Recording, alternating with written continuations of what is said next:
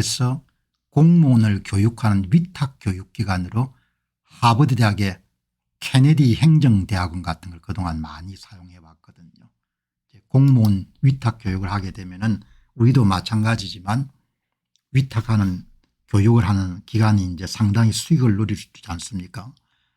그 이제 트럼프 행정부에서 각 부처에다가 여러분들 뭐라고 시달을 했는가 하니까 하버드 대학의 위탁 교육을 비롯해서 하버드 대학과 연방정부에 속한 기관들이 맺고 있는 모든 계약을 다 철회라 이렇게 본 겁니다.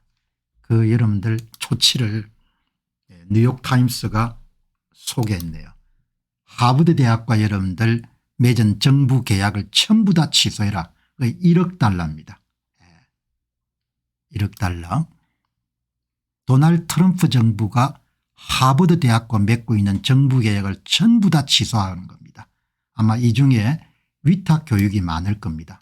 연방정부의 관리들이나 이런 부분들이 하버드 케네디 행정대학원이 유명하니까 우리나라도 이제 관리들이 하버드 케네디 행정대학원에 가 있는 경우 모든 계약을 다 취소하는 겁니다. 1억 달러니까 지금까지 연방정부가 취소한 것에 비해가 규모가 아주 크지는 않는데 그런데 어떻든 연방정부를 통해 가지고 하버드 대학에 들어가는 모든 자금 유입을 다 끊어버린 겁니다. 나는 하버드 대학의 여러분들 법인 이사회 의장이나 그다음에 총장들을 이해할 수 없습니다. 대학이 이렇게 어렵게 되도록 이렇게 여러분들 대학을 몰아가면 어떻게 하냐 이야기죠. 대학이 이런 정당도 아니고 어마어마한 겁니다. 이렇게 완전히 박살을 내버린 겁니다.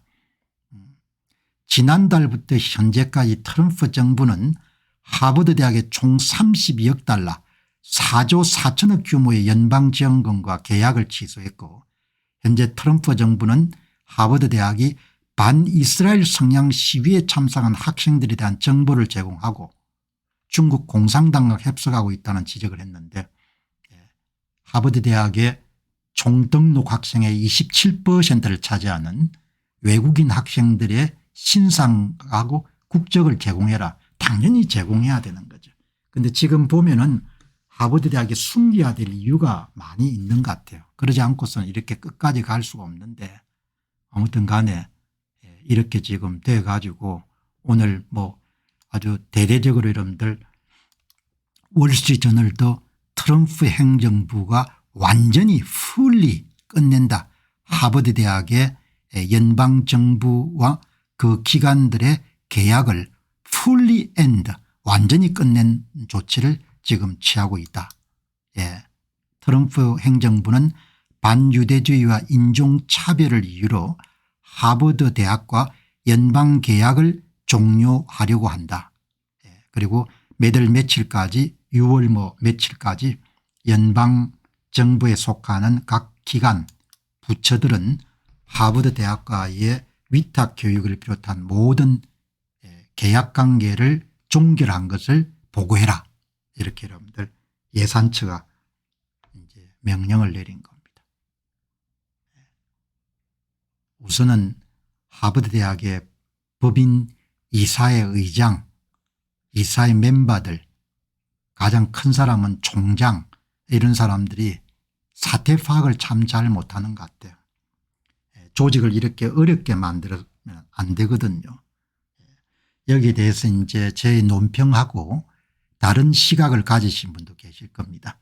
어제 방송을 했지만 너무나 주옥 같은 글이기 때문에 이 빌 에크만이 어제 제가 X에서 본 글 가운데 가장 장문 긴 글을 하버드 학부 출신이고 성공한 투자자인 빌 에크만이 아주 충정 어린 하버드 문제를 이렇게 기고했지 않습니까?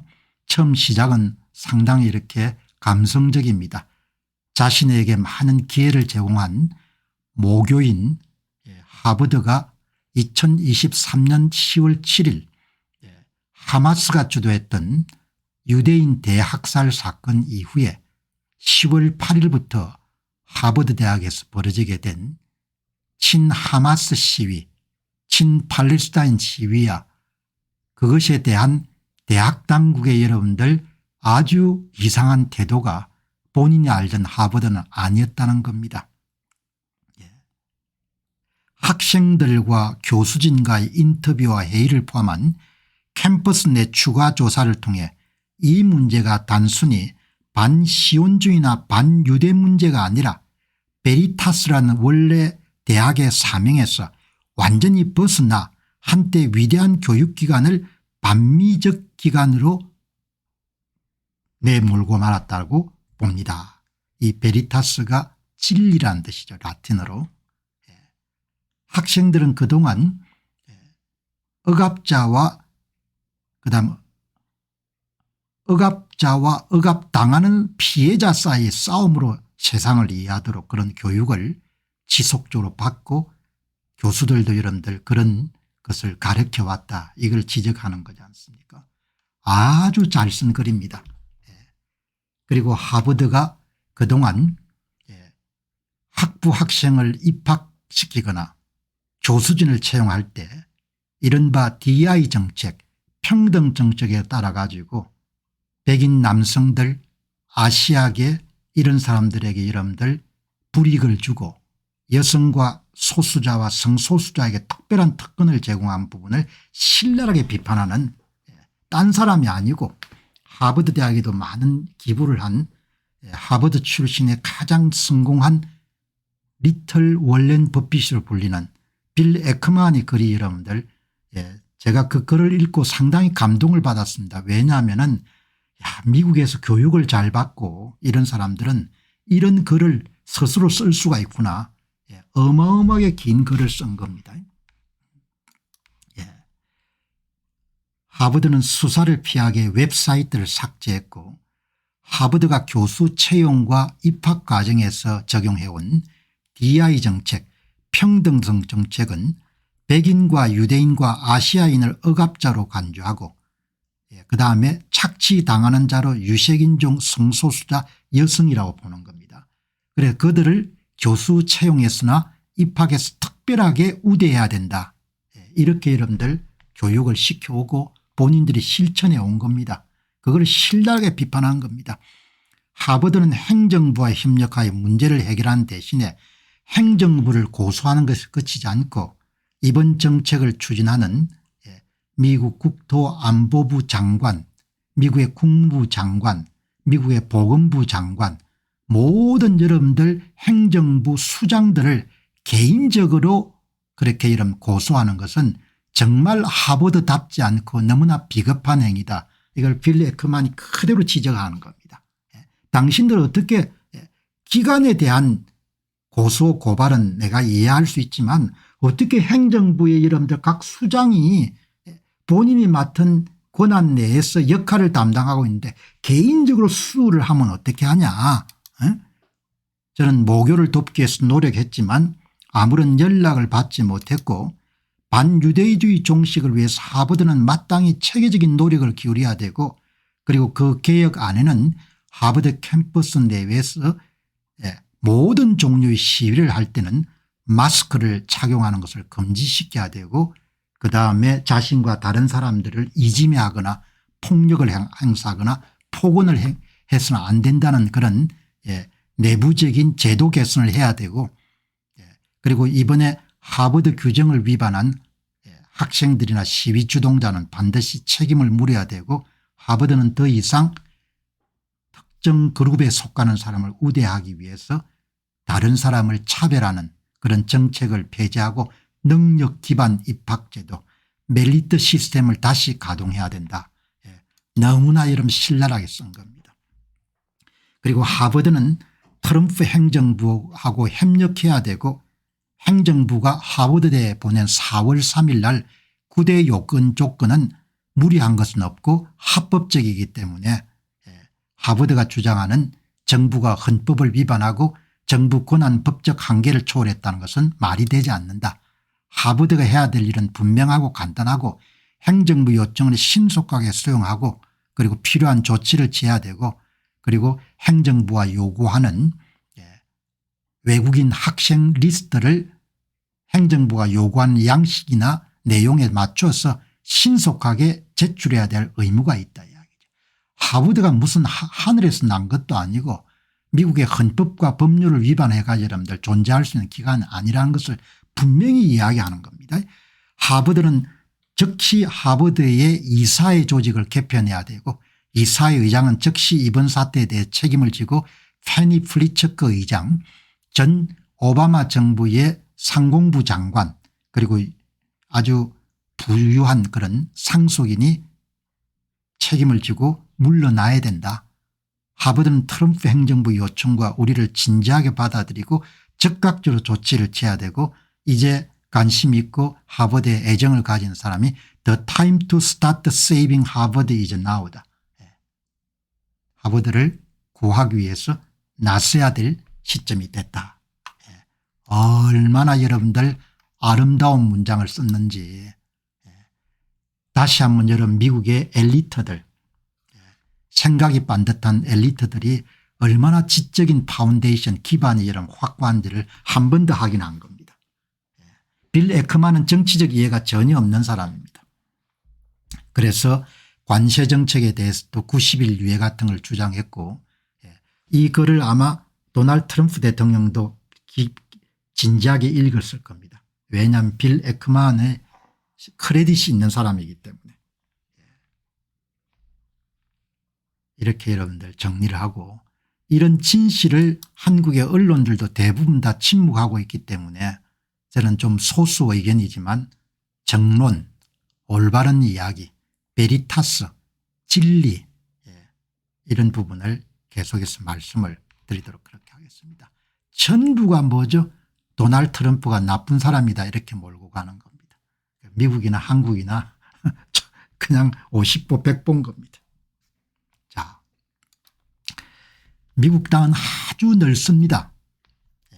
오늘 이 방송 보시는 분들 가운데서도 미국에 사시는 교포분들도 많이 계시지만 진짜 광활하죠. 40대 50대는 그런 휴가를 가지게 되면은 죽으라 이런 미국 서부를 다녔던 기억들이 떠오르는데 제가 미국 서부를 아주 좋아합니다. 그 광활함과 그 거친 환경에서 살아가는 집이 띄엄띄엄 있지 않습니까? 어마어마하게 띄엄띄엄 있는 거죠. 오늘 여기 보시게 되면은 미국의 이 그 시골 인터넷이 여전히 이제 잘 성능이 안 좋은 모양입니다. 그래서 일부 주에서 이런 일론 머스크가 주도하고 있는 저궤도 위성을 통해 가지고 인터넷 서비스를 받는 그런 부분에 이제 보조금을 지불하는 정책이 나왔기 때문에 여기 여러분이 보시다시피 이렇게 광활하죠. 여기에 이제 뉴멕시코주의 갈리스테오라는 데서 한 가장이 스타링크의 위성 인터넷을 지금 설치하고 있습니다. 이렇게 초지가 광활하죠. 광활하죠. 미국 땅이 한국의 99배네요. 100배 정도로 보면 되겠네요.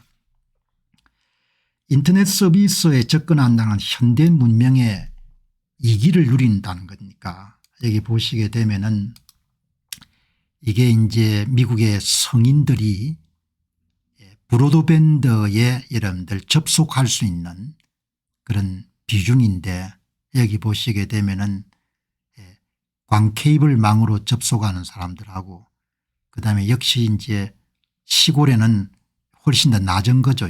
시간이 가더라도 이 격차가 해소가 안 되는 겁니다. 시간이 가더라도 워낙 땅이 넓으니까 그죠. 그래서 이제 오늘 이 기사에 보니까 이거는 스타쉽이 아니고 스타링크의 위성이네요.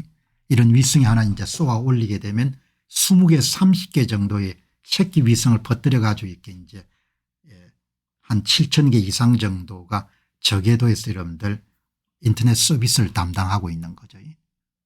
여기 보시게 되면 미국 시골 지역에 인터넷은 여전히 좀 연결이 안 되는 지역이 많은데 바이든 행정부는 지상의 광케이블을 연결하는 그런 프로그램을 추진했는데 예산 규모가 420억 달러를 들여가지고 우리가 누리고 있는 그 광케이블을 미국 전역에 까는 그런 프로젝트를 시도를 한 거죠. 그게 이제 비용도 많이 들고 시간도 많이 소요가 되니까 지금 이제 이렇게 노력을 했는데 이 격차가 줄어들지 않는 겁니다. 그 이야기는 미국의 여러분들 그런 외딴 지역에는 아직도 인터넷 서비스에 접속할 수 없는 사람이 많다는 거죠. 그래서 이제 일부 주정부 네바다나 뭐 뉴멕시코나 이런 데에서 광섬유 케이블 대신에 지상의 망을 까는 것 대신에 위성 인터넷을 활용하는 방안을 검토하기도 하고 추진하기도 하고 그런 기사가 이제 오늘 여기에 난 겁니다. 그래서 이제 보니까 인구 밀도와 여러분들 한국은 제곱킬로미터당 527명이 삽니다. 미국의 애리조나는 제곱킬로미터당 26명, 유타는 16명, 네바다는 11명, 몬태나는 2.8명, 와이오밍은 2.3명, 뉴멕시코는 6.7명, 노스다코타는 4.4명. 어마어마하게 넓은 거죠. 그죠? 그러니까 광섬유 케이블을 까는 것도 보통 일이 아닐 것 같다 이런 생각이 들거든요. 이제 스타링크가 현재 보시게 되면 7,000개가 떠 있습니다. 전 세계 500만 가입자가 있고 월 사용료가 120달러 그리고 초기에 그런 수신기를 사는 것이 599달러 만만찮네요. 그다음에 이제 스타링크의 이제 경쟁은 아직 안 되지만 2위 업체로 이렇게 발돋움하기 위해서 노력하고 있는 아마존의 베조스가 여러분들 시도하고 있는 카이퍼 또 다른 저궤도 위성 사업입니다. 이제 앞으로 3,236개의 위성을 배치할 그런 예정이고 현재는 27개 위성을 지금 띄워놓고 있는 겁니다. 지금 그러니까 스타링크는 시장을 거의 장악한 거죠. 7,000개 정도를 지금 이미 띄웠고 그다음에 2위 업체인 카이프는 27개 위성을 지금 띄워놓고 2029년까지 전체 네트워크를 구성해 가지고 서비스를 상업용 서비스를 이제 진행하겠다. 이제 트럼프 행정부는 바이든 행정부가 기획했던 420억 불을 들여가지고 지상에 광케이블을 까는 그런 사업을 그냥 접고 그냥 위성을 통해서 그렇게 좀 멀리 떨어져 있는 지역은 그냥 서비스를 보조하는 그런 200억 달러 보조금을 지원하는 그런 식으로 이제 아마 접근을 하고 있는 모양입니다. 자, 이 보시면은 이제 위성 인터넷이 갖고 있는 강점은 재난 상황에서도 이런 인터넷이 끊기지가 않죠. 특히 이제 뭐 홍수 이런 상황 그리고 이제 아주 오지가 유용한데 월 사용료가 위성 인터넷은 120달러 광섬유는 80달러 그 위성 수명이 5년밖에 안 된답니다. 5년 지나게 되면은 아마 궤도를 이탈하도록 그렇게 아마 설계가 되어 있는 모양입니다. 그러면 저궤도를 돌다가 5년이 지나게 되면은 저궤도를 이탈해 가지고 대기권으로 올라가게 되면 마찰이나 이런 걸 통해 가지고 여러분들 그냥 화재가 발생해서 산화가 되는 모양이에요. 그중에 일부 이제 잔여물이 지상으로 떨어질 수가 있는데 어쨌든 위성 수명이 5년밖에 안 되는 겁니다. 5년마다 계속 이런 게 여러분들 인터넷을 띄워야 되는 겁니다. 일부 전문가들은 위성 인터넷은 광섬유의 안정성과 확장성을 대체하기 힘들기 때문에 바이든 행정부의 정책을 계속해서 추진하는 게 좋겠다 이렇게 이야기하는데 어떻든 트럼프 행정부는 오지까지 그렇게 깔 필요가 없다 그렇게 해서 이 장단점을 한번 비교해 보면 좋을 것 같아요. 이게 보시게 되면 이게 광케이블 인터넷하고 위성 인터넷 이제 가장 광케이블 인터넷을 깔면 좋은데 인프라 설치 비용하고 시간이 많이 걸립니다. 이용료가 좀 저렴하고 그러니까 위성 인터넷은 날씨 지형에도 어느 정도 좀 영향을 받는 것 같아요. 지금 이제 이렇게 비교를 할 수가 있는 거죠. 할 수가 있는데 여러분이 보셨지 않습니까?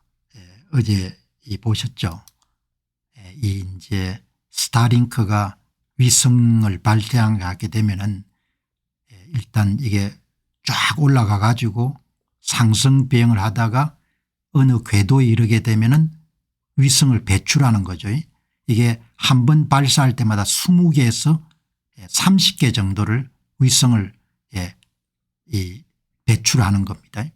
그다음에 정점에 도달하게 되면 180도 방향 전환을 해가지고 그다음에 부스트가 역추진을 해서 내려와 가지고 재사용 가능한 쏘아 올렸던 기지로 다시 내려오거나 아니면 공해상에 내려오는 이런 방식을 쓰지 않습니까? 기술적으로 뭐 엔지니어 이런 백그라운드를 제가 갖고 있지 않기 때문에 상시하게는 알 수 없지만 엔지니어들이 얼마나 대단한 사람인지를 진짜 존경과 경외감을 가질 수밖에 없는 그런 상황인 거죠. 이렇게 쏘아 올리면은 이게 어느 궤도에 가면은 그다음에 이게 내려오게 돼 있는 겁니다. 20개 30개 정도 추진 엔진은 9개 엔진을 씁니다. 9개 엔진. 밀런이라는 여러분들 엔진을 씁니다. 이게 밀런 스타링크의 하단 부스트는 9개의 멀린 엔진을 쓰는 이 아마 우주선 이름을 펠컨 9이라고 부르네요. 펠컨 9. 엔진 이름은 멀린 9 멀린. 9 멀린. 어마어마하죠. 이렇게 여러분들 재활용 가능한 부스트를 만들었으니까 스타링크는 이게 이름 틀렸네요. 7,105개. 7,105개. 스타링크는 7,105개가 정상 가동 중이고 최대 12,000개를 목표로 하고 장기적으로 저궤도상에 34,400개를 여러분들 쏘아 올리는 겁니다.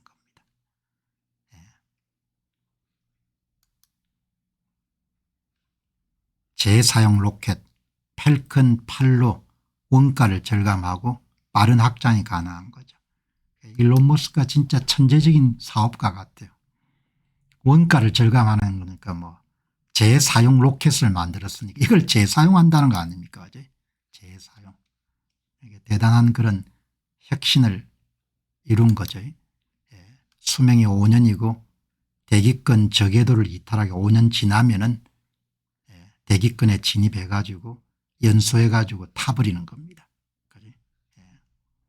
이렇게 여러분들 볼 수가 있는데 어떻든 여기에 스타링크하고 여러분들 2위 업체인 카이프 스페이스X하고 아마존 스타링크는 지금 7,000개 이상의 발사를 됐고 카이프는 24개 이렇게 여러분들 보시면 좋을 것 같습니다.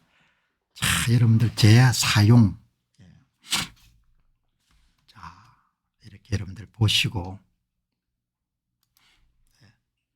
바깥 뉴스 보니까 여러분 좀 시야가 넓어지죠. 안목도 확장이 되고 그 좀 신나고 그죠? 국내 뉴스는 아무래도 좀 답답한 면이 많죠. 자, 여러분 다음은 유럽 쪽 가보겠습니다. 유럽 쪽.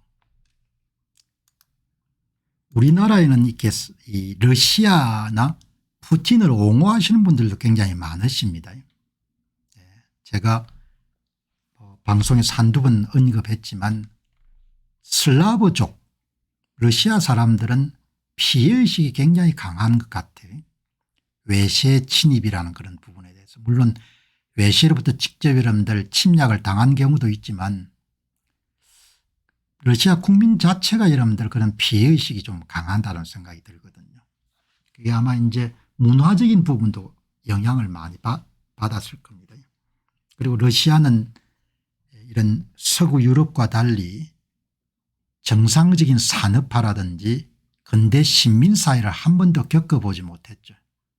그러니까 아주 독특한 그런 문화적 궤적을 걸어온 나라인 겁니다. 항상 힘을 가진 그런 정치 세력들이 집권하기가 좋은 그런 문화적 토양을 갖고 있는 나라다 이렇게 보는데, 이제 우크라이나 러시아 전쟁에 대해서도 여러 가지 견해가 있지만 어떻든 푸틴이란 사람이 침략을 한 거죠. 침략을 한 거고, 한국인도 피해의식이 강하죠. 윈지님 말씀처럼 똑같은 차원인데 슬라브 사람들이 좀 더 강한 것 같아요. 그리고 국영방송들이 끊임없이 세뇌를 시키는 것 같습니다. 서방 때문에 우리가 이렇게 힘들게 됐다 뭐 이런 식으로. 여기 보시면 이제 북유럽 핀란드나 스웨덴 그리고 발트의 연안 국가들에 사는 사람들은 실질적으로 러시아의 침공에 대해 두려움을 갖고 있거든요. 제가 핀란드 사람이나 스웨덴 사람 그다음에 라트비아나 에스토니아나 이런 여러분들 발트의 연안 3국 정도의 국민들 심정을 이해할 수가 있거든요. 큰 나라지 않습니까? 자기들하고 비교할 수 없는. 그리고 역사적으로 지배를 당한 적도 있고, 핀란드도 여러분들 큰 전쟁을 통해서 완전히 나라가 복속당한 경험이 있고, 그다음에 소련 시절에 전부 다 위성국이었으니까 항상 두려움이 있는 겁니다. 우크라이나 사람들도 마찬가지일 겁니다. 그래서 나토를 계속 가입하고 싶어 했던 거죠. 이 사람들이 이런 느끼는 것은 실존적 위협일 겁니다. 지도 한번 보시기 바랍니다.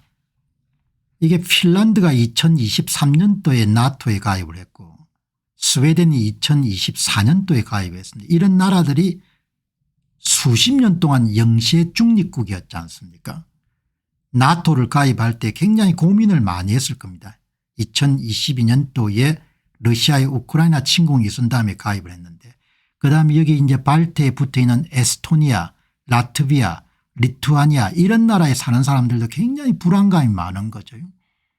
제가 여러분들 몇 개의 여러분들 유튜브 방송을 현지 방송을 보니까 이 에스토니아, 라트비아, 리투아니아 사람들은 실제로 소련 침공의 가능성에 대해서 굉장히 두려움을 갖고 있고, 그 젊은이들이 취업 때문에 떠나기도 하지만 전쟁 문제 때문에 떠나는 사람들도 있더군요.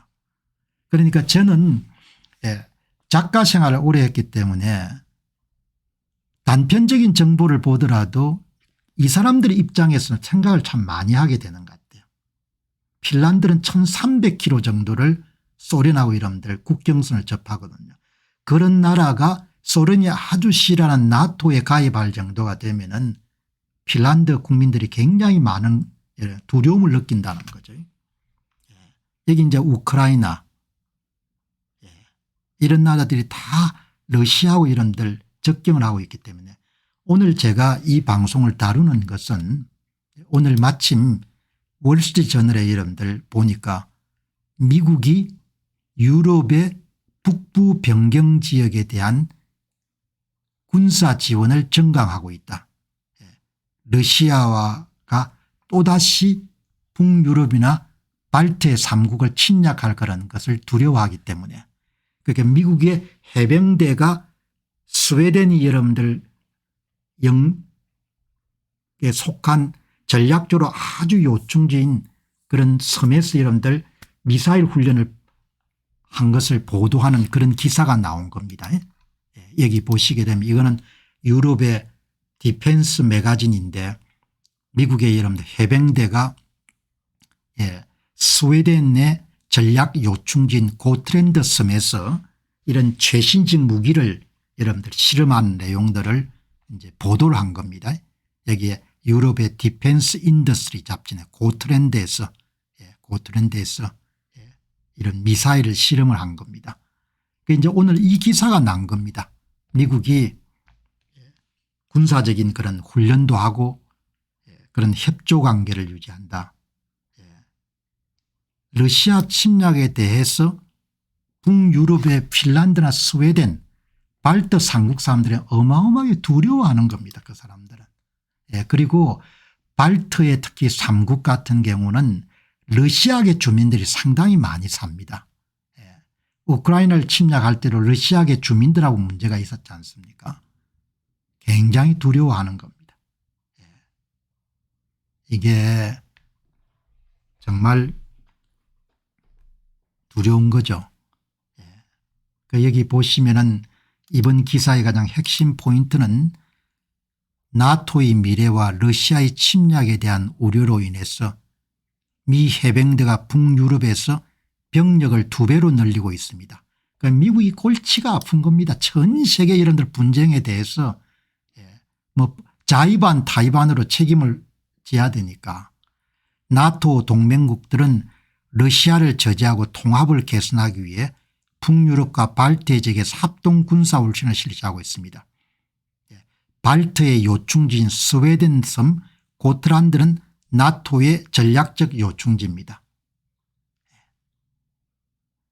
여기 보시면은 러시아의 북유럽 에스토니아, 라트비아, 리투아니아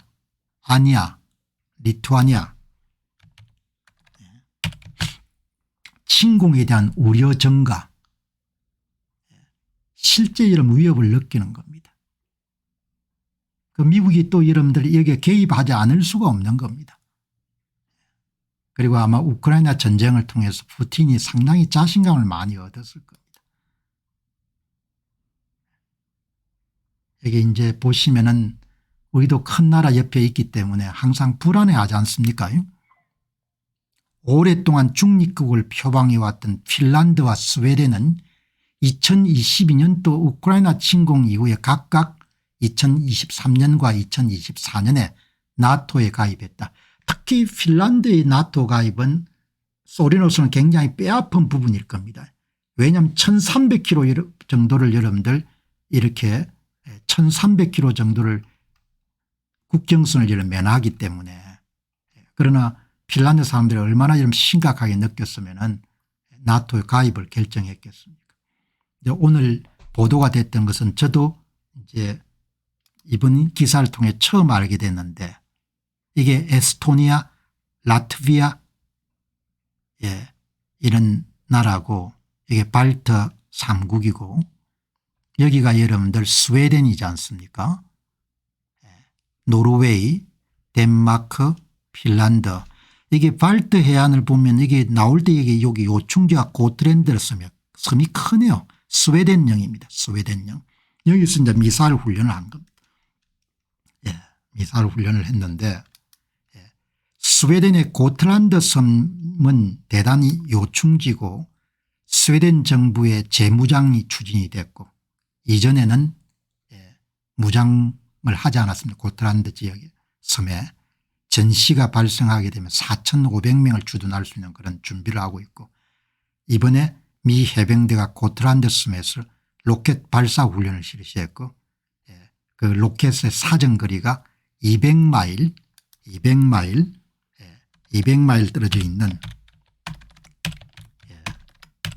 타격을 줄 수 있는 그런 사정거리를 갖고 있는 미사일을 여러분들 훈련했고 나토에 만일 러시아가 침공하게 되면은 두 가지를 추진할 것이다. 스웨덴의 고트란드를 점령하거나 발트 해안의 항구 도시를 점령하거나 이렇게 여러분들 나토 관계자들이 예상하는 겁니다. 우크라이나 전쟁에서 미국과 나토의 협력 부재는 러시아로 하여금 오판할 가능성을 대단히 키우고 있는 것 같다. 이렇게 볼 수 있는 거죠. 어마어마하게 이 사람들이 불안해하는 겁니다. 북유럽 국가들과 발트 연합국 국민들은 러시아 침공 가능성을 어떻게 보고 있는가. 가능성이 있다고 보는 겁니다. 외부에 있는 사람들이 느끼는 것과 완전히 다른 차원으로 보는 겁니다. 유럽 의회 보고서는 핀란드, 스웨덴, 발트 연합국 국민들은 러시아 침공 가능성을 유럽 안보의 가장 심각한 위협으로 인식하고 있고 핀란드는 여러분들 러시아하고 1300km 국경을 하는데 전쟁이 붙게 되면 혼자서 막아낼 수가 없는 겁니다. 인구수라든지 이런 부분이 너무나 차이가 나기 때문에 러시아 침공 직후에 우크라이나 나토 가입 지지도가 76%까지 쏟아오는 겁니다. 그래서 핀란드가 리스크를 감당하면서 나토 회원국이 된 겁니다. 이제는 12%밖에 안 된다는 스웨덴은 200년 이상 중립국을 고수해왔는데 러시아 침공 직후에 나토 가입 지지도가 57% 반대가 27% 스웨덴 국민들은 우리도 우크라이나처럼 여러분들 당할 수 있다 이렇게 인식을 하기 시작한 것 같습니다. 슬라브 민족은 많이 다른 것 같아요. 다르고 푸틴이란 사람은 또 다르고 이제 러시아는 이제 관영 언론들이 많이 통제하는 그런 체제고 선거가 거의 유명무실하기 때문에 푸틴의 의중에 따라 침략을 할 수가 있는 거죠. 설마 스웨덴과 핀란드까지 침략하겠냐 이렇게 생각하지만 그렇지 않은 것 같아요. 발트 연안국들은 소련 붕괴 이후에 독립을 쟁취했기 때문에 소련은 지금도 이런 위성국 정도로 생각할 겁니다. 지금도 구소련의 문화가 많이 남아있고 특히 발트의 3국에는 러시아계 주민들이 많이 있는 겁니다. 러시아계 주민들이. 그 사람들은 쌍수를 들고 소련의 여러분들 복속되는 것을 원하는 거죠. 러시아의 역사적 영향력 러시아계 국민들 다수가 존재하고 지리적 근접성으로 유럽 국가들 가운데 러시아 침공을 가장 심각하게 받아들이는 겁니다. 그래서 발트의 3국의 젊은이들 가운데 이민자가 많은 겁니다. 나라를 떠난 겁니다. 그 이후에 전부가 러시아 침공 가능성이 아니겠지만 불안해하는 사람들이 굉장히 많은 겁니다. 불안해하는 사람들. 본인이 징집될 수밖에 없으니까. 이렇게 여러분들 보시면은 발트 연안국들의 젊은이들의 해외 이주가 굉장히 활발합니다. 정치적 불안정성, 청년 실업률, 경제적 기회 뭐 이런 것도 있지만 전쟁 발발 가능성을 본인들이 아는 겁니다. 우크라이나 전쟁이 발생했을 때 다 징집당하는 걸 본인들이 SNS를 통해 다 배운 겁니다. 자, 여러분 오늘 북유럽 문제 좀 시각을 넓히는 차원에서 보시면 좋겠습니다. 해외 공간 투표 80% 이상 투표율이 80%가 어떻게 나옵니까?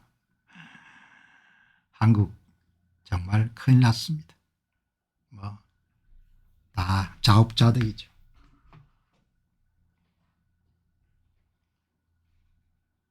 80% 여러분들 그게 어떻게 나와요?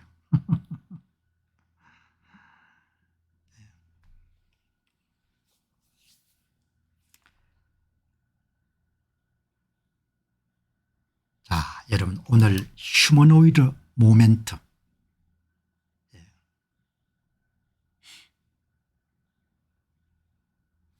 이제 IT 기사를 보게 되면은 중국의 최초의 휴머노이드 로봇 격투대회가 개최가 됐네요. 중국은 여러분들 AI 기술도 갖고 있지만 동시에 로봇을 만들 수 있는 그런 배터리라든지 부품 소재 공급망이 잘 발전이 되어 있는 거죠. 대량 생산을 할 수가 있는 겁니다. 휴머노이드 로봇이 이런 일상화되게 되면은 지금 한국 시장에서 로봇 청소기가 중국제가 여러분들 압도하는 것과 마찬가지로 한국 시장에 상당히 여러분들 많이 넘어가겠죠. 가장 저렴하게 만들 수 있는 그런 실력을 갖고 있는 거죠. 뭐 이런 걸 여러분들 개최한 겁니다. 오늘 SNS에서 많이 나와 있는데 아주 선명하게 여러분들 중국의 휴머노이드 로봇 격투 경기 개최. 특히 중국의 이런 휴머노이드 로봇 업계에서 1등 업체가 유니트리죠. 싸게 만들 수 있는 거예요. 싸게 만들 수 있으니까. 그러니까 뭐 과소평가할 수 있지만 로봇 업계에서 가장 장사를 잘할 수 있는 그런 나라의 기업들이 중국 업체들이죠. 마치 전기자동차 시장을 먹었던 것과 똑같은 일들인 겁니다. 오늘 여러분들 한 경제부의 한 분이 재미나는 이야기를 하는데 우리 몸에 뼈가 206개 있는데 손에 54개가 있답니다. 한 손에 27개. 여러분 가만히 이렇게 보면은 여러분도 그런 경험들이 있으실 것 같은데 젊은 날에 비해서 조금 생활 속도가 느려지지 않습니까? 그러니까 자기 몸을 관찰하는 그런 시간이 조금 더 늘어나는 것 같아요. 눈, 귀, 손, 발, 신장 뭐 이런 거 다 여러분들 한번 생각해 보게 되면은 살아 숨쉬고 걸을 수 있고 먹을 수 있고 마실 수 있고 볼 수 있고 말할 수 있는 것이 거의 기적적인 일 같아요. 그죠? 몸을 이루는 뼈가 206개가 된다는 거지 않습니까? 그중에 손에 54개.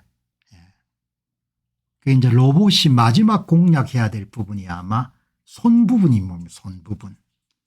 손 부분이 가장 중요한 부분인데 그게 얼추 여러분들 손이 로봇 업계의 마지막 퍼즐인 모양이에요. 근데 이게 거의 일론 머스크가 이끌고 있는 테슬라의 휴머노이드 로봇인 옵티머스의 로봇 손은 소위 손을 자유롭게 쓸 수 있는 자유도 27개 단계에서 22단계까지 지금 진출했다고 하거든요. 그러니까 SNS를 통해서 일론 머스크가 옵티머스를 발표하는데 처음에 계단에서 걸어 내려오는 거, 그다음에 여러분들 춤추는 거, 그다음 무슨 운동하는 거, 이번에는 모든 걸 다 하는 것을 좀 보여주는 거지 않습니까? 기술 개발이라는 것이 엄청나게 빠른 속도로 이루어지는 겁니다. 그게 핵심이 바로 손인 겁니다. 로봇 업계의 마지막 퍼즐이 손인 거죠. 그죠? 이게 여러분들 진짜 마지막 단계까지 지금 온 겁니다. 그래서 일론 머스크가 올해 말까지 한 수천 대 그리고 이제 몇 년 안에 한 100만 대 규모까지 그러니까 휴머노이드 로봇이 이제 뭐 여러분들 휴머노이드 로봇이 제조 공정, 물류 공정, 가사 노동 그다음에 이제 노령 인구를 위한 보조 업무 전부 다 확산될 거 아닙니까? 그럼 여러 번 그동안 말씀드렸죠. 대규모 생산 체제에서 가장 많이 팔릴 수 있는 엄청난 아이템이라고 그렇게 일론 머스크가 이야기하지 않습니까? 이런 상품은 나올 수가 없다는 거죠. 그만큼 여러분들 수요처가 많다는 겁니다. 휴머노이드 로봇이. 일론 머스크는 여러분들 어마어마한 시장이 될 거라고 이야기하지 않습니까? 어마어마한 시장이. 그래서 제가 그러지 않습니까? 야 이제 테슬라 주식은 오를 것만 남은 것 같고 테슬라 주식이 여러분들 아마 전기자동차에 보다 능가할 정도의 하나의 사업 영역을 개척하는 거죠. 휴머노이드 영역이. 휴머노이드를 이루는 로봇은 전통적인 로봇 기술인 기계공학, 전자공학, 제어공학에다가 AI 모델이 탑재가 되지 않습니까? 카메라를 통해서 이런 시각 기능을 합병한 컴퓨터 비전, 그다음에 멀티모달 모델, 이런 AI 모델, 기계학습, 강화학습 이렇게 해서 탄생하지 않습니까? 이 두 가지를 갖고 있는 나라가 미국하고 이런 중국인데 대량 생산을 싸게 만들 수 있는 그런 나라는 중국이라는 거죠. 그러니까 제가 한국의 로봇 청소기 시장을 여러분 한국 시장을 중국 업체들이 먹는 거를 굉장히 심각하게 여러분들 한두 번 정도 방송했지 않습니까? 이게 보통 문제가 아니거든요. 이거를 중국이 아주 여러분들 잘하고 있는 겁니다. 중국 업체들이 어마어마하게 잘하고 있는 겁니다. 중국은 지금 국가적으로 이렇게 로봇 산업을 키우죠. 로봇 마라톤 대회, 뭐 로봇 격투기 대회, 여기 보시면 로봇 부품의 70에서 90% 정도를 자체 생산할 수 있는 겁니다. 수직 계열화가 되어 있는 겁니다. AI 모델도 본인들이 자체적으로 갖고 있고. 그러니까 참 대단한 거죠. 싸게 내보낼 수 있는 겁니다. 싸게. 그래서 이런 상식적인 수준에서 중국의 로봇 업체 가운데 여러분들 유니트리 가장 앞선 회사입니다. 2025년 춘절 행사에서 H안 로봇의 민속춤 공연으로 화제를 모았고 G1 모델은 16,000달러 가격도 계속 내려가겠죠 앞으로. 1등 업체입니다. 그다음에 에지봇 2023년에 설립된 스타트업.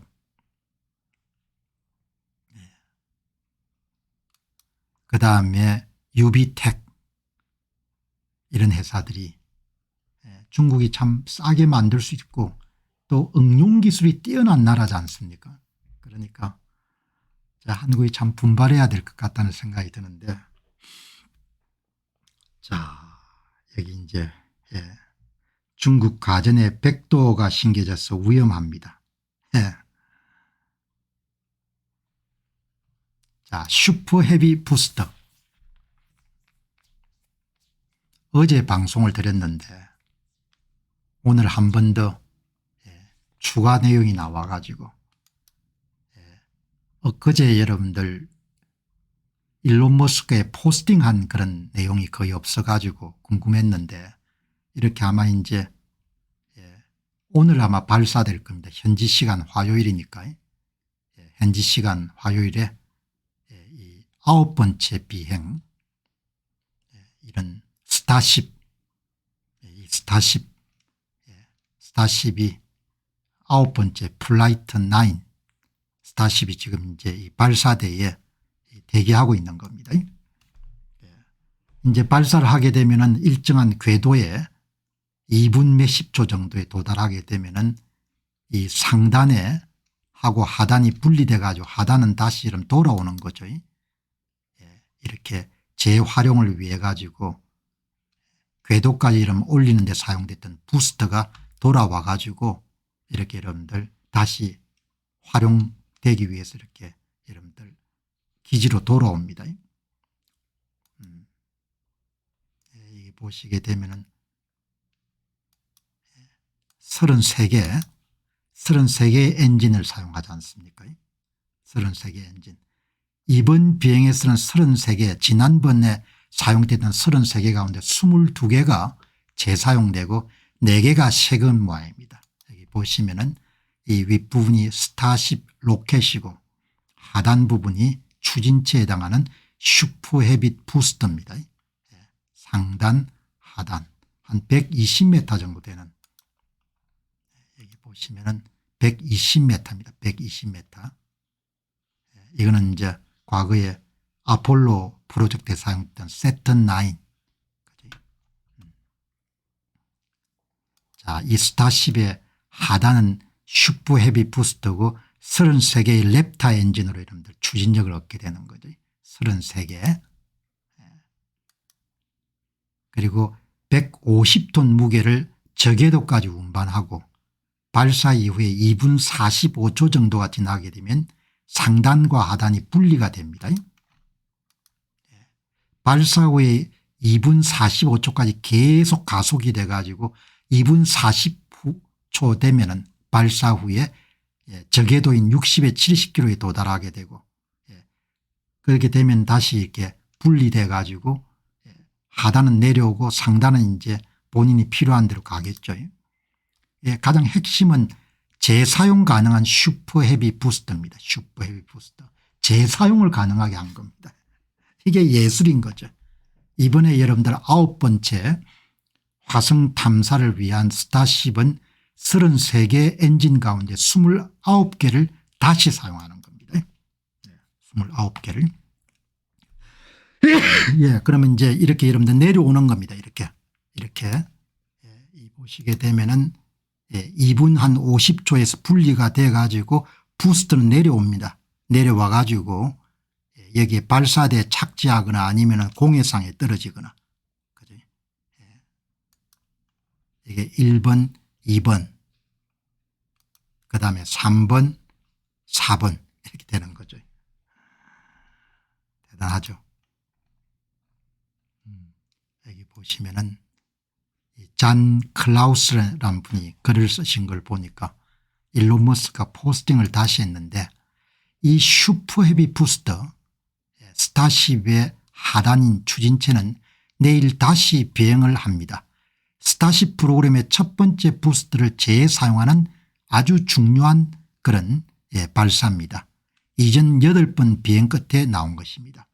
폭파하기도 되고 뭐 여러 가지 우여곡절을 거쳐 가지고 8번을 여러분들 스타쉽 1, 스타쉽 2, 스타쉽 3 이렇게 거쳐 가지고 스타쉽 9 오늘 발사하는 미국 현지 시간 화요일 날 이런 발사하는 그 스타쉽 9이 엔진을 재사용하는 첫 작품인 겁니다. 33개 가운데 29개를 다시 쓰는 겁니다. 그리고 계속 기술적인 여러분 기술이 발전하는 겁니다. 보시죠. 엔지니어들의 투혼인 겁니다. 보시게 되면 스타쉽 여러분들 왼쪽에서 오른쪽으로 계속 여러분들 스타쉽 1 스타쉽 2 가면서 여러분들 기술이 안정화돼 가는 겁니다. 이렇게 때로는 폭파되기도 하고 이렇게 계속 이노베이션 카이젠 개선 혁신이 이루어져 가지고 최근에는 가장 안정된 비행을 하는 쪽으로 여러분들 스타쉽은 반복적인 시험 비행을 거치면서 엔진 성능 열 보호 시스템 착륙 기술 등이 현저하게 개선되어 온 겁니다. 계속 여러분이 보시기에 직관적으로 보시기에도 왼쪽보다 오른쪽이 훨씬 더 여러분 안정적이죠. 스타쉽은 초기에는 폭발이나 착륙 실패가 있었지만 이후에는 부스트를 회수하거나 재사용하거나 열 차단 타일 개선 등에서 괄목 하나만 개선을 이뤘습니다. 계속해서 엔지니어들은 문제를 해결하는 겁니다. 문제를. 대한민국은 5년 동안 여러분 투표 관리관 개인 도장 하나 찍는 것도 여러분 개선을 못한 겁니다. 나라가 엉망진창인 겁니다. 나라가. 진짜 이런 맨정신으로 보면 나라가 완전히 맛이 가버린 겁니다. 여기 보시기 바랍니다. 스타쉽 하는 엔지니어적 사고 보시기 바랍니다.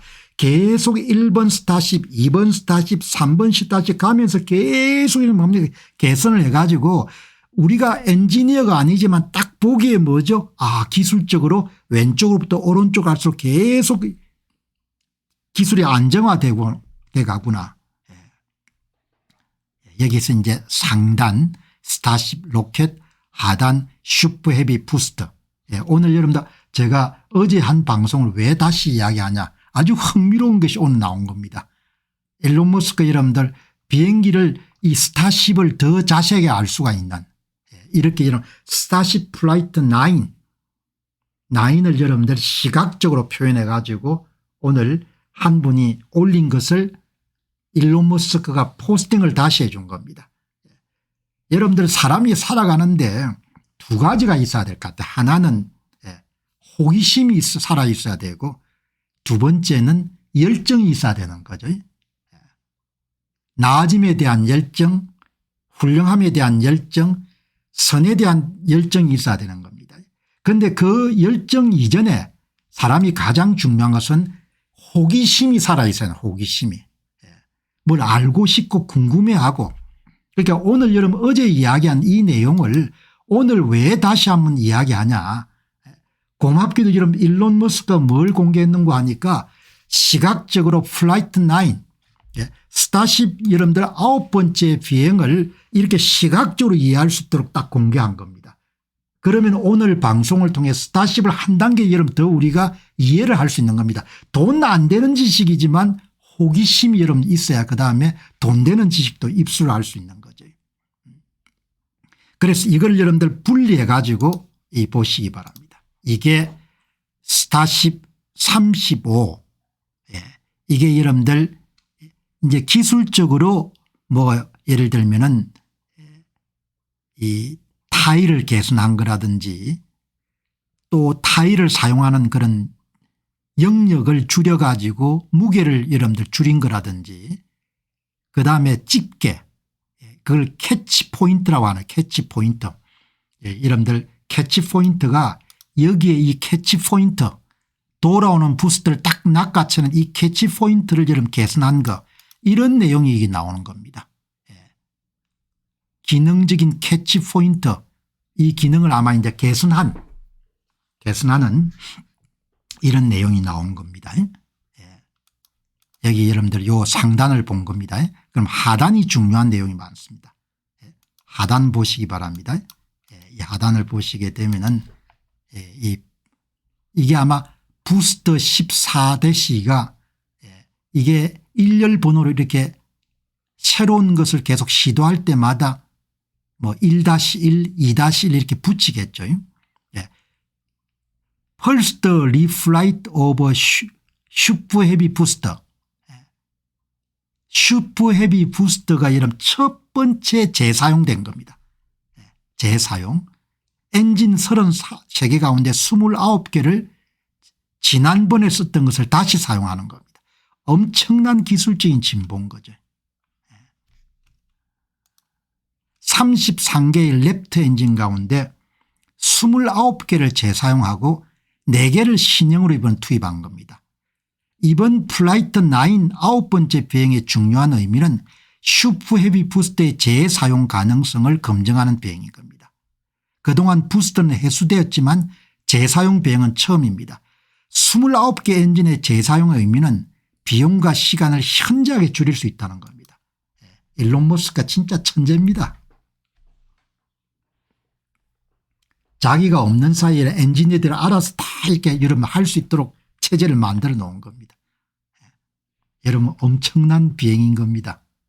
이게 엔진 33개 가운데 29개를 다시 사용하고 부스터를 처음으로 재사용하는 그런 의미 깊은 비행이 이번에 플라이트 9인 겁니다.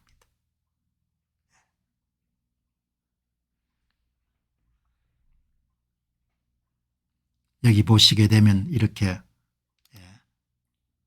부스트하고 이런 분리가 되는 상단과 하단이 스타쉽 로켓하고 부스트가 이런 분리되는 과정이 이렇게 그려져 있네요.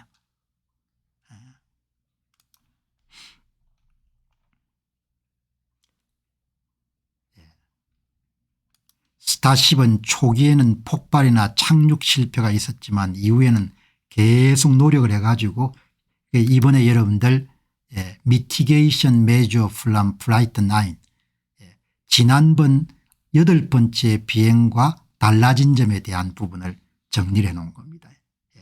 여러분 그다음에 제가 이제 관심을 가지는 거는 이 그림에서 이겁니다. 이거 키 플라이트 이벤트 이번 여러분들 발사에서 중요 사건만 정리해 놓은 겁니다. 자 여기 한번 보시죠. 이거를 정리한 겁니다. 이렇게 핫 스테이징 그리고 발사한 게 텍사스의 스타베이스 시티에 있는 발사대에서 발사되지만 상단 스타쉽 로켓은 인도양에 수거가 되는 겁니다. 인도양에 수거가 되고 그다음에 부스트는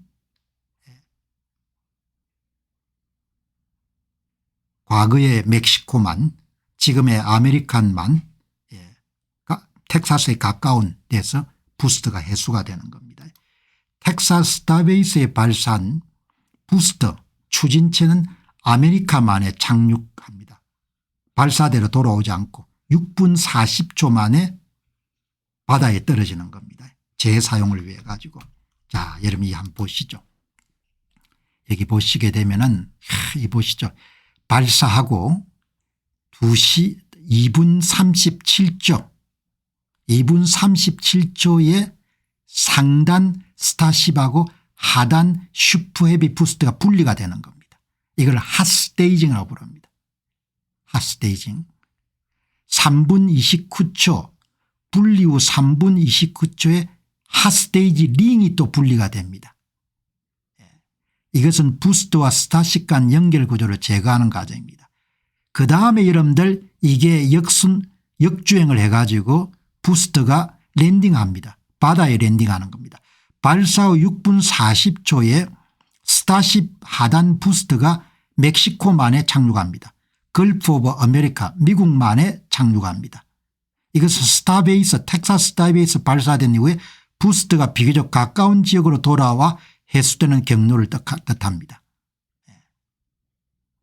그다음에 여러분들 18분 26초 발사 후 18분 26초에 스타링크가 시뮬레이트가 발표됩니다.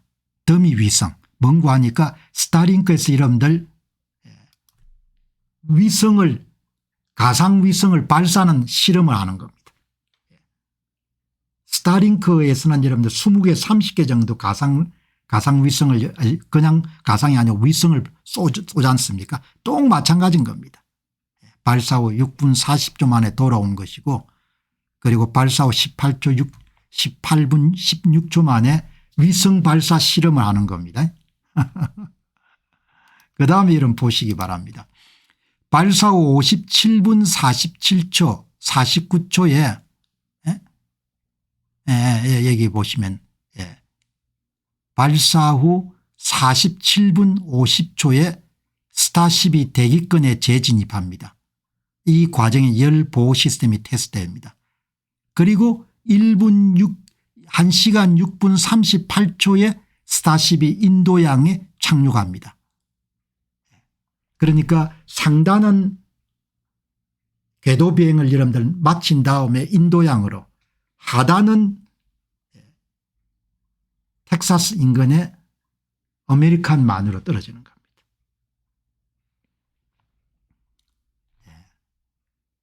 텍사스 스타베이스에 발사한 스타쉽 상단 스타쉽 정식 명칭은 스타쉽 로켓이죠. 상단은 인도양에 착륙하는데 1시간 6분 38초가 걸리고 분리된 하단 부스트는 아메리칸만에 착륙하는 멕시코만 과거에 발사 후 6분 40초 만에 여러분 보시죠.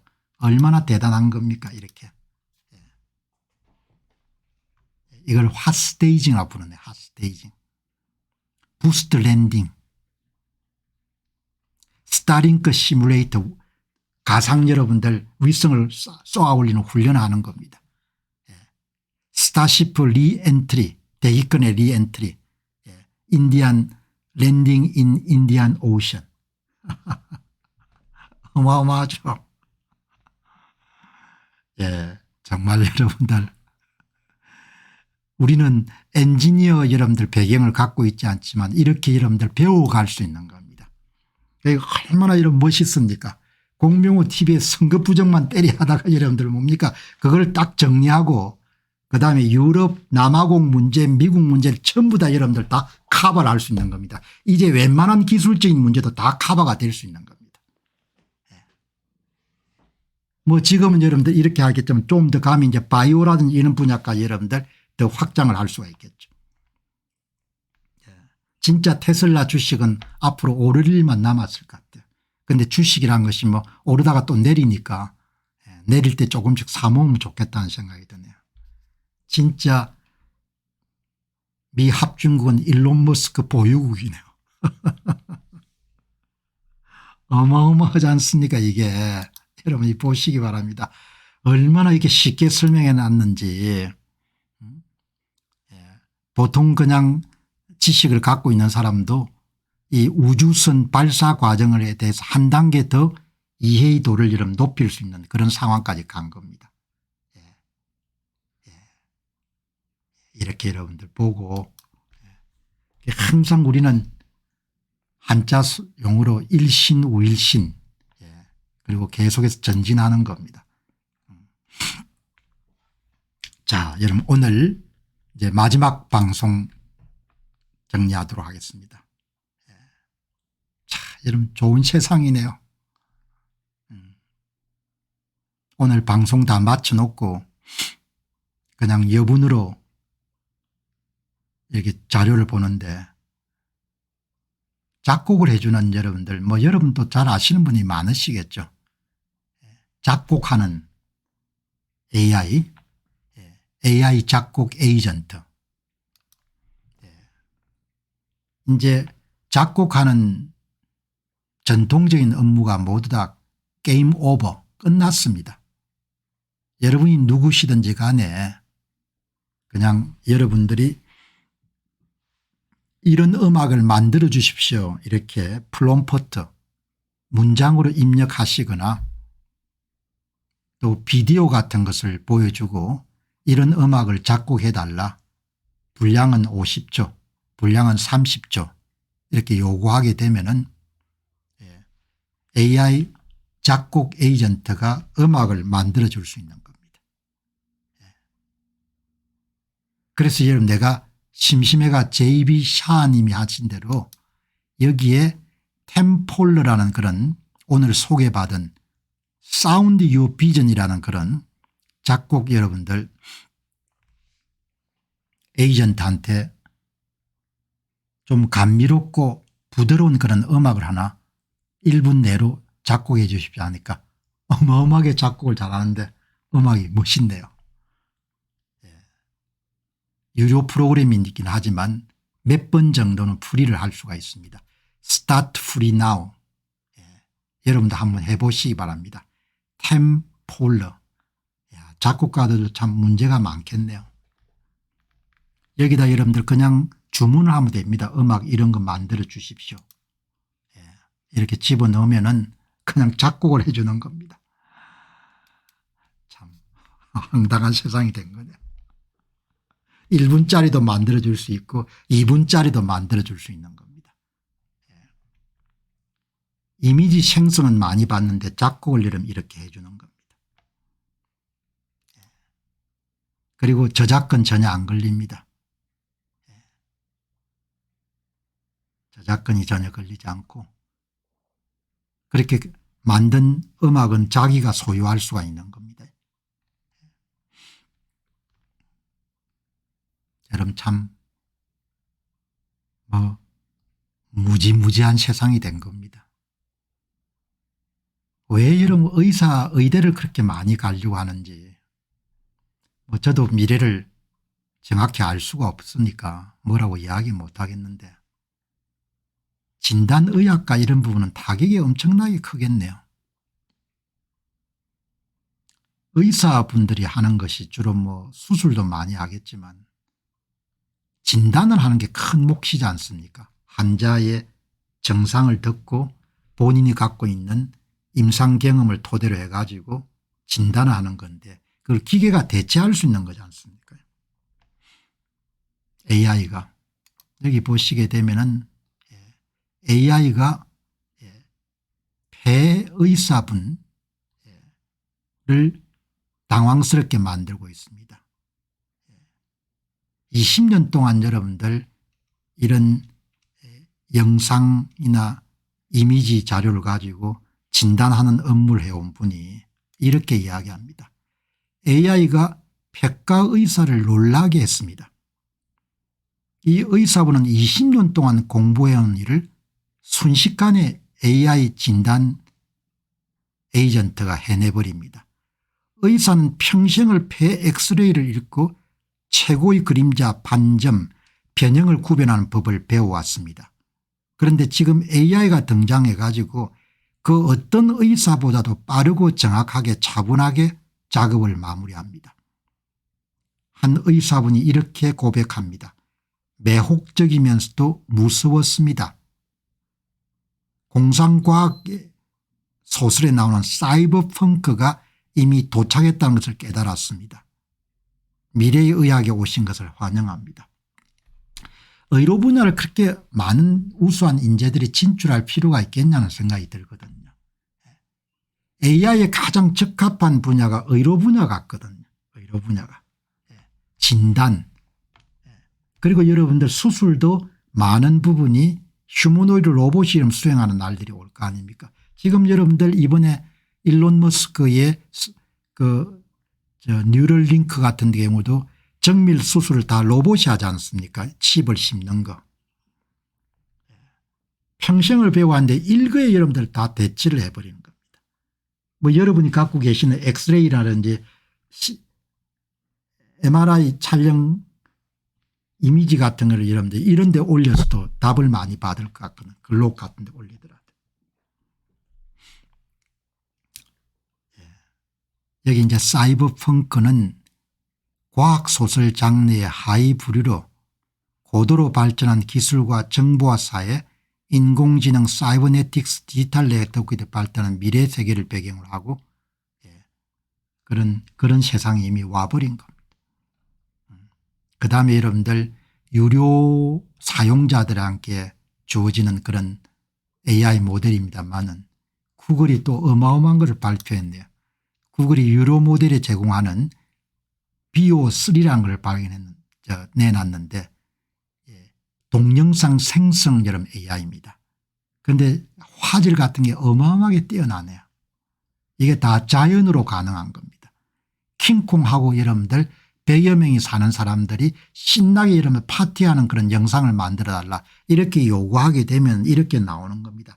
킹콩하고 여러분 100명이 막 여러분 율동하며 노는 거를 이미 영상을 만들어 주는 겁니다. 화질이 엄청나게 깨끗하네요. 뉴욕의 맨하탄을 여러분들 달리는 기린을 여러분 묘사해 달라 이렇게 하면 이런 영상을 만들어 주는 겁니다.